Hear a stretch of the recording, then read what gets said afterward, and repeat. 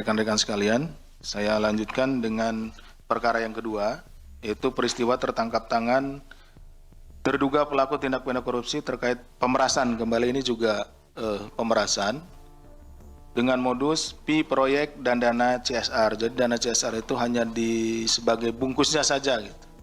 Bungkusnya saja serta penerima lainnya atau gratifikasi di lingkungan pemerintah Kota Madiun. Dana Corporate Social Responsibility atau CSR seyogianya untuk kepentingan sosial dan lingkungan hidup bagi kepentingan masyarakat serta dapat mendukung pembangunan berkelanjutan. Oleh karena itu, dana CSR seharusnya juga memberi dampak manfaat sosial secara nyata bagi masyarakat, bukan sumber keuntungan pribadi atau kelompok tertentu. Jadi dana CSR yang diberikan oleh perusahaan itu seharusnya memang digunakan untuk kegiatan-kegiatan sosial yang tidak tidak teranggarkan, gitu ya, seperti itu. Maka ketika dana CSR digunakan sebagai modus operandi untuk menerima fee atau imbalan, yang dirugikan bukan hanya keuangannya, namun juga mencederai hak masyarakat atas pembangunan yang adil. Jadi yang seharusnya masyarakat bisa menikmati fasilitas umum dan lain-lain yang pembangunan yang menggunakan dana CSR, maka dengan digunakannya secara tidak sah oleh oknum koruptor, maka masyarakat kehilangan kesempatan untuk mendapatkan pelayanan yang terbaik. Selain itu, dalam perkara ini juga ditemukan fakta adanya peraturan wali kota tentang tanggung jawab sosial perusahaan atau TSP yang tidak ditaati serta menyalahi ketentuan dalam undang-undang PT, tentunya perseroan terbatas. Di antaranya terkait dengan pemberdayaan TSP atau tanggung jawab sosial perusahaan dalam bentuk uang maupun tata kelola yang tidak dilakukan secara kredibel. Ini sudah ada aturan-aturannya sebetulnya, tetapi kemudian disimpangi oleh oknum tersebut dan digunakan untuk kepentingan pribadi. Oleh karena itu, penangkapan terduga pelaku yang tertangkap tangan melakukan dugaan tindak pidana korupsi di pemerintah Kota Madiun menjadi warning atau peringatan keras bahwa tata kelola pemerintah daerah seharusnya berpihak kepada masyarakat. Jadi seharusnya dana-dana sosial ini untuk kemaslahatan masyarakat, untuk mendukung kegiatan-kegiatan masyarakat, tetapi pada kenyataannya digunakan untuk kepentingan pribadi. Di sisi lain, penindakan yang dilakukan oleh Komisi Pemberantasan Korupsi merupakan kali kedua terjadi di Kota Madiun. Jadi ini adalah yang kedua kali. Jadi ini berulang sehingga kami sebetulnya sangat prihatin dengan hal ini dan semoga ini adalah yang terakhir. Ya, di Madiun tidak terjadi lagi. Ketika itu KPK melakukan penindakan terhadap Wali Kota Madiun terkait dengan korupsi proyek pasar besar, gratifikasi dan tindak pidana pencucian uang atau TPPU. Itu yang dulu, yang sebelumnya ya. Fakta tersebut menunjukkan bahwa pemberantasan korupsi tidak cukup berhenti pada penindakan, tetapi harus diikuti dengan perbaikan sistem, budaya dan komitmen serta integritas yang berkelanjutan. Jadi selain dari penindakan, maka kemudian ada perbaikan sistem nanti yang dilakukan oleh Kedeputian Pencegahan dan juga diikuti dengan pendidikan anti korupsi, di mana untuk memberikan pemahaman terhadap bagaimana perilaku koruptif yang harus dihindari. Melalui fungsi koordinasi dan supervisi, ya, Korsub, jadi selain dari yang tiga tadi juga fungsi koordinasi dan supervisi sebagai upaya pencegahan, KPK mendorong seluruh pemerintah daerah memperkuat transparansi, akuntabilitas dan pengawasan demi menghadirkan pemerintah yang bersih, melayani dan berorientasi pada kepentingan rakyat. Adapun kronologis perkaranya adalah sebagai berikut.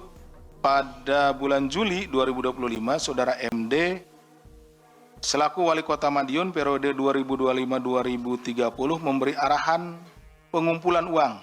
Jadi arahan itu disampaikan melalui Saudara SMN selaku Kepala Perizinan Dinas Penanaman Modal dan Pelayanan Terpadu Satu Pintu atau DPM PTSP. Jadi disampaikan oleh Wali Kota kepada Kepala Dinas tersebut, ya, Saudara SMN dan Saudara SD Kepala Badan Keuangan dan Aset Daerah atau BKAD Kota Madiun. Jadi disampaikan arahan untuk mengumpulkan sejumlah uang, ada arahannya gitu ya. Arahan tersebut ditujukan kepada pengurus Yayasan Stikes Bakti Husada Mulia Madiun. Jadi ada Sekolah Tinggi Ilmu Kesehatan Stikes Bakti Husada. Ini untuk menyerahkan uang sebesar 350 juta terkait pemberian izin akses jalan dalam bentuk uang sewa selama 14 tahun. Jadi ada di depannya gitu ada akses jalan untuk menuju ke Stikes Bakti Husada Mulia Madiun. Dengan dalih keperluan dana CSR Kota Madiun, sebagaimana diketahui Stikes Madiun yang sedang dalam proses alih status perguruan tinggi menjadi universitas. Jadi Stikes ini juga sedang berproses untuk menjadi universitas. Pada 9 Januari 2026, pihak Yayasan Stikes menyerahkan uang tersebut kepada saudara RR selaku pihak swasta yang merupakan orang kepercayaan saudara MD melalui transfer rekening atas nama CPSA. Ini perusahaan ya, CPSA ini. Dari peristiwa tertangkap tangan ini, tim KPK mengamankan 9 orang, yaitu saudara MD, Wali Kota Madiun periode 2019-2024 dan 2025-2030. Jadi ini adalah periode kedua yang bersangkutan ya. Kemudian saudara RR selaku pihak swasta atau orang kepercayaan saudara MD. Kemudian saudara TM, Kepala Dinas PUPR Kota Madiun. Saudara KP, Sekretaris Dinas Kebudayaan Pariwisata, Kepemudaan dan Olahraga Disbudfora Kota Madiun. Saudara US, Wakil Ketua Yayasan Stikes Bakti Husada Madiun. Saudara EB, Ketua Yayasan Stikes Bakti Husada Madiun. Saudara IM, mantan orang kepercayaan saudara MD. Saudara SK, selaku pihak swasta atau pemilik atau direktur CPMA dan rekanan kepercayaan saudara MD. Dan saudara SG, selaku pemilik Rumah Sakit Darmayu dan developer PT HB. Selain itu, tim KPK juga mengamankan barang bukti uang tunai sejumlah 550 juta. Dengan rincian 350 juta diamankan dari RR dan 200 juta diamankan dari TM. Jadi dari dua orang ini jumlahnya 550 juta. Bahwa dalam peristiwa tertangkap tangan ini, tim KPK juga menemukan adanya dugaan tindak pidana korupsi berupa permintaan fee penerbitan perizinan di lingkungan Pemkot Madiun kepada pelaku usaha seperti hotel, minimarket, hingga waralaba. Jadi selain dari permintaan tadi ke Stikes, ada untuk mendirikan usaha di sana. Nah, dimintai untuk pengajuan izinnya itu diminta oleh oknum wali kota ini. Bahwa pada bulan Juni 2025, MD juga diduga meminta uang kepada pihak developer sekitar 600 juta, di mana uang tersebut diterima oleh SK dari pihak developer PT HB yang selanjutnya disalurkan kepada MD melalui perantara RR dalam 2 kali transfer rekening. Penerimaan lainnya atau gratifikasi, penyidik juga menemukan berbagai indikasi dugaan tindak pidana korupsi lainnya berupa pemerasan atau penerimaan lainnya oleh saudara MD saat menjabat sebagai Wali Kota Madiun. Di antaranya penerimaan lain berupa gratifikasi terkait pemeliharaan jalan paket 2 dengan nilai proyek sebesar 5,1 miliar. Di mana MD melalui saudara TM selaku Kepala Dinas PUPR Kota Madiun meminta fee 6% dari nilai proyek tersebut pada penyedia jasa atau kontraktor. Namun pihak kontraktor hanya menyanggupi fee 4% atau sekitar 200 juta, bahwa kemudian terjadi kesepakatan atas kesanggupan pemberian fee yang dilaporkan oleh TM kepada MD.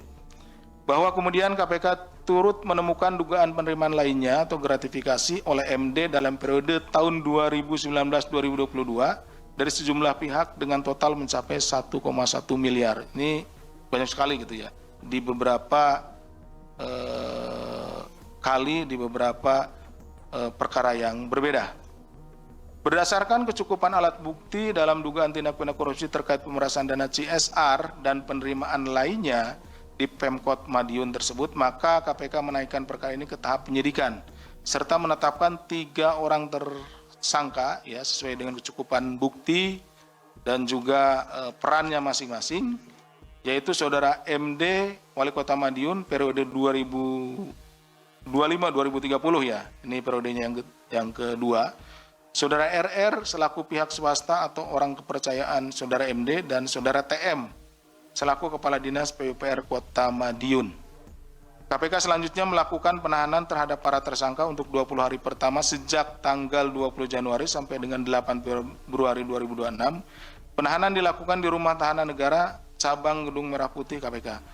Atas perbuatannya terhadap Saudara MD dan Saudara RR disangkakan telah melanggar pasal 12 huruf E atau pemerasan Undang-Undang Nomor 20 Tahun 2001 Yunto pasal 20. Yunto pasal 21 Undang-Undang Nomor 1 Tahun 2023 tentang KUH Pidana. Selain itu, Saudara MD bersama-sama dengan Saudara TM disangkakan telah melanggar pasal 12 huruf B besar. Ini gratifikasi Undang-Undang 31 Tahun 1999, Yunto Undang-Undang Nomor 20 Tahun 2001, Yunto pasal 20. Yunto pasal 21 Undang-Undang Nomor 1 Tahun 2023 tentang KUH Pidana. Dalam kesempatan ini KPK juga menyampaikan apresiasi dan terima kasih kepada seluruh pihak yang telah mendukung seperti kontribusi dalam peristiwa tertangkap tangan Kota Madiun, khususnya kepada warga masyarakat Madiun, Polres Madiun, pihak Angkasa Pura, protokol penerbangan Bandara Juanda, Maskapai Penerbangan Garuda Indonesia yang telah memfasilitasi proses penyelidikan dugaan tindak pidana korupsi ini. Demikian yang bisa kami sampaikan. Terima kasih. Saya kembalikan kepada Mas Jubir. Download Tribun X sekarang, menghadirkan lokal menjadi Indonesia.